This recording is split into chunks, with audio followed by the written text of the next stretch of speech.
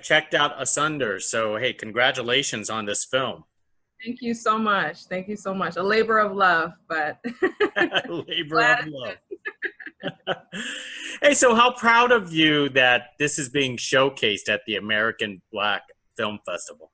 Oh my God, I am beyond honored, and I'm so excited because that, like I was mentioning before, this film is a miracle. We didn't have the budget for it. We had zero budget. We crowd fundraised for the first little bit of it. And then I reached out to a few friends of mine who I knew had, who could give a little more. I gave them associate producer credits. And then I gave the rest out of my savings. And we were able to make something out of literally nothing. So it's a miracle. That is a miracle. You're sacrificing everything on this one hand. Basically. Basically. So, but it turned out pretty well. So I'm glad that we were able to get it done. And then also now, and the audiences really enjoy it. And now we're at ABFF, which is amazing. So where did the original idea came from for Asunder? What sparked you to make this film? Well, the original idea for Asunder actually came from a prayer. I was actually praying. I was in my bed. I was praying. And I was like, you know what, God, I'm single. I'm tired of waking up alone. So how about this? How about we make a deal? How about you give me a 90-day free trial of a husband? And if it doesn't work out, hey, I'll do like Amazon. I'll keep the box. I'll put them in the box and I'll ship them back. and from that joke, actually, and in that moment, I really felt like God started to show me different things that married couples have to go through. From, first of all, just sharing a space and sharing a life with another person, to addiction, sickness, disease, gaining weight, infertility. Then you layer on the family dynamic, with when you see in the film sickness, but also family layering on top of you, but also in your life and in your business. And then temptation. I wish I was single in this moment. So just different things that married couples have to go through, but still, I also wanted to show what does it really mean and explore the idea of what it really means to truly love someone beyond a selfish or an innate desire or for that person. What does it really mean to sacrifice and love that person regardless? Was it difficult to come up with the script from being single yourself? I mean, because you're talking about the trivial things that a married couple would go through. Right. And it was, and that's why I really took my time with it. I spoke to people who were married. I kind of interviewed them. I also have observed a lot of married couples, people that I know who are still married, and also people who have ended their marriages. So I tried to do a very thorough, some thorough investigation before I just sat down and write, because I'm like, I can imagine that, I think that would have been a mistake. Talk about the religious references through the entire movie, because obviously you've gone through prayers yourself, so you are a religious person. Yeah, I would describe myself as a follower of Christ for sure. And for me, it's in there for sure. Everything that I do, there's always some element of faith. But at the same time, I'm not going to slap you upside the head with the Bible either, because I don't like that. I personally don't like Christian films because I think they do that. But then the quality of the movie sucks. But I'm like, it's a movie, so make it a movie. So I make movies and I make films. And the message is always there, but the conduit through which the message comes always, for me, has to be excellent. But faith always is implemented in there. And I thought that would be the best way for me to find myself in this story. Yeah, and I like that we didn't even introduce the elements of faith too much until like an hour into the movie. And that's also because I want everyone to be able to see themselves and identify with these characters before we layer on the faith element, if that makes sense. Yeah, absolutely. Could you talk about the two main characters of Brandon and Ruth, how you actually developed them? Obviously, they're not going to get couple of the year, but they are one of the most relatable couples that that many families have to go through. For sure. Well, one of the things that I wanted to show, and we don't often get a chance to see too much, is I wanted to show more of a Black nuclear family. So I wanted to show how, even though they don't have children yet, I wanted to show that and show some of the things that exist within the African American culture. Now, you have different African American culture. So there's Caribbean culture, there's Southern culture, there's, you know what I mean? So even though we have Black culture is different. For Brandon, obviously, the lead is actually from the West Indies. So that element of some of the cultural things from the West Indies, we see in this a little bit in terms of how he views his wife and her duty and all of that. And then Ruth growing up in church, so to speak, and sort of being a suppressed, submissive thing, to a fault, I think, at sometimes. And we see the unhealthy things. And one of the things that I was mentioning I didn't want to do is I didn't want to make archetypes. I didn't want you to be like, I hate Brandon, or I hate Ruth, or oh my God, Ruth, or oh my God, Brandon. I wanted them to be as textured, layered, complicated, and human as possible. For Brandon, you see that he's dedicated to his work. He's just made partner at his firm, so he's just hustling. But all that hustling is neglecting his wife, you know, to the point where he doesn't even want to go to the hospital with her when her father is sick. And then Ruth, you know, she's trying to maintain her father, her job, all of those things, trying to make sure her husband is happy, not really vocalizing what she needs, but is still inside, still desiring those things. And then you see Jackson coming in and taking advantage of that. So, the one thing that I was actually fascinated about is you created sort of like these silent flashback scenes where it was complete silence, there was no dialogue, and it was like brief moments of their lives.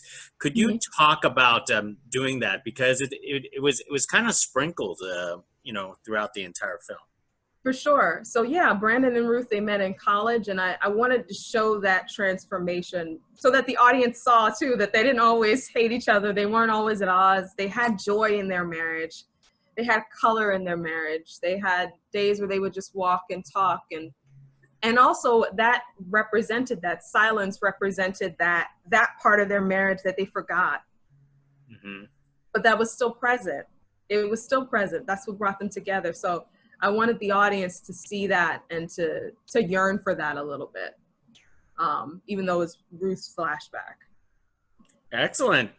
Talk about the wedge that you put into the film of Jackson Black. That he's such a character, and he was the one that actually was stirring things up for their marriage. For sure. The Bible talks about little foxes spoiling the vine. So this man, Jackson Black, he's an associate at Ruth's law firm, and he, as well, I don't know if I want to spoil it. Shoot, that might be a spoiler. But basically, everywhere that he goes, he starts to become elevated, and for reasons you guys will see once you watch the film. But I really wanted him to be there because he was the challenge. I think he was the challenge and the opportunity for Ruth and for Brandon, because not only is he seducing Ruth and all of that, but he's also challenging Brandon too. When they have that face-off scene, a lot of what he said was true. And that's what I'm saying. Like, I didn't want there to be archetypes where you're like, oh, I could dismiss that. It's like, you want to hate this guy, but at the same time, he is telling the truth. So this character is put in the film to not only show, that this, you know, just to make it interesting, but he's also there to be a challenge to Brandon and to Ruth, and also an opportunity.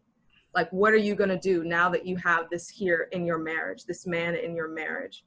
Are you going to pull it together, or are you going to separate? Are you going to allow him to have his way? And I won't give away the ending. So I know I've seen the film. I would love to ask you about the ending, but that's okay. I'll leave myself in suspense, and the audience is in suspense. Okay. Now, this here is, I want to say, it's your feature film directorial debut. Mm-hmm. This here is very ambitious. How did you come to that decision to basically do this, and not only that, to star in the film at the same time? Oh my God, because I'm crazy, Gig. I'm crazy. No, to be honest, and I've been asked this a lot, I have to really say, I was just kind of not pushed into it, but it kind of seemed like all roads pointed back to me to do it. In the beginning, I didn't see myself directing this. I didn't see myself playing Ruth. But the friends that I was speaking to and the folks that were initially a part of the first phase of pre-production, they were just like, why don't you direct it? You already know what you want, this and that and the third. Well, instead of hiring somebody to play Ruth, you could just play Ruth. You could just do it. And so all roads just kind of kept pointing back to, you should do it, you should do it. And I'm glad that I was able to do it. This, though, directing, producing, and being in it, and also writing it, and scheduling everything, it was one of the hardest things I ever had to do. To be honest, it was one of the hardest things I ever had to do, but I'm so grateful that I did. And now it's like it's lit a fire in me, and now I'm in the process of working on another series. I have an executive producer involved, and so we're in the process of getting ready to pitch to some networks, and it's just, it's been amazing to be able to tell these stories, craft these stories, write these stories, get involved with so many different actors, and make these worlds that have such an impact and can impact audiences, and like we did with the web series, impact the world. Are you your own strongest critic? Oh yeah, nothing's ever good enough. I always see things that I can fix, but that's good, because for me it's like, now Asunder, which was the ceiling for me, now that's like the floor. So the next thing that we do, the standard for Asunder is like, that's not even the bare minimum. Now we have to go above it. So I think there's good to be a little critical of yourself. Now, I do have to bring up your co-stars. Justin Crowley played Jackson Black, and I can't pronounce his name. Is it Nifa? Nifa. Yeah, Nifa Jabba. Yeah, and he plays Brandon, the husband. Yeah. Could you talk about working with those two gentlemen? Oh, it was so great. Oh, they were so great. So we actually hired them. Excuse me. I found them through backstage.com. They came in, they auditioned. They were great. I loved them instantly. So it was just a breeze working with them. They were always prepared. They knew, I really didn't have to direct them too much other than just saying, hey, go over here, pick this up, sit down. Because they knew their characters. They did the work for their characters. If they had a question, and they asked me such good questions about their characters and where they were and where their headspaces were and where were they in at this particular point in the film. And I just love working with them. Really, really great. Especially because we had to do a lot of intimate stuff too. So that was great, just being able to be comfortable with your male partners that you're working with. So it was just such a great time, and they're amazing. I love working on that scene where they confront each other, because it's just like I get to work with them. So good. Now I'm going to nitpick your film just a little bit. Okay. I want to know why you basically made everybody attorneys. I mean, is that like deep down inside you wanted to be an attorney yourself, or just happens that way? No, it just kind of happened that way. I wanted to show the couples as successful. One of the biggest pet peeves that I have, especially when portraying African Americans in media, is that we're always poor, or, you know, somebody's not making a lot of money. So I wanted to get all of that off the table.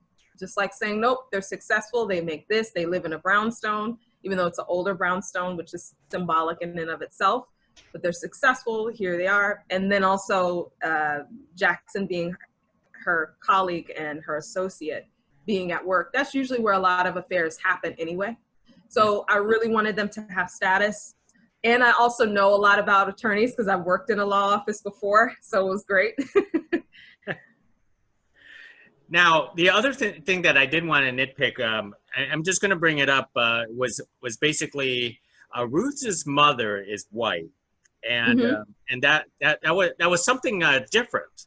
Of course, I'm not going to talk specifically about the scene, but why didn't you use a black woman to play her mother? How did it come to the decision to have her have like a white mother? Well, actually, I did have Ruth's mother initially being black, but the person that was going to come that day actually didn't show up. Oh. And as you know, in African American culture, it's not uncommon to have a white mother, but she has black children.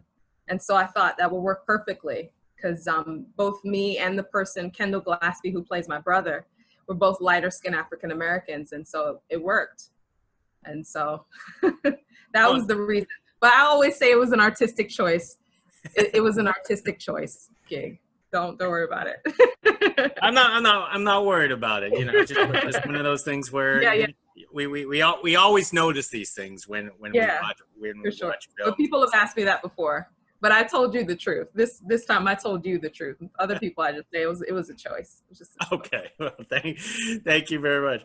Now let me start wrapping things up because I know it's a funny question to ask, especially in times like this, but how are you staying creative and trying to work on your future projects during weird, unpredictable times?